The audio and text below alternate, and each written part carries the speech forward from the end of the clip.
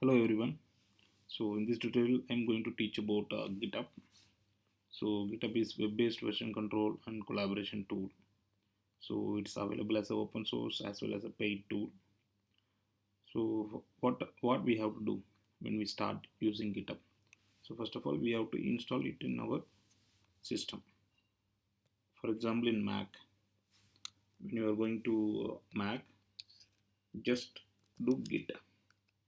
So for me, I'm getting the response. So it's installed. But if you are not git, how do you install? So installation process, I'm going to tell you how to do with different platform. If you guys are using Linux, so the command is sudo apt-get install git if it is Ubuntu based. If not, sudo yum install git if it is red dot based. So if you are not getting it, so better sudo apt-get update, do update. I cannot run it here because this is a Mac system. Then do upgrade. Then you can install git. So it will like install successfully. Then the git command will work fine. Then if you're using Mac, so simple as that. You have to use Brew install git. Brew install git. So sometimes Brew also needs to be installed. Brew command not found, something you will get. For that, I have noted down some commands. Using Ruby, you can generate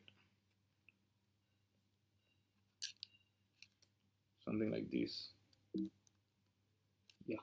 So don't worry, guys. This command I will put into commands. So after install this, you can install Brew install git. This is for Mac. If it is Windows, how to do? So Windows, there is a website called Git for Windows. Even again, I'm telling like I will add this in commands. So git for windows.org. Just download it. So it will redirect you to the download page. So which one you want? 32-bit, 64-bit, whatever it is. Just click on it. Like normal installation process.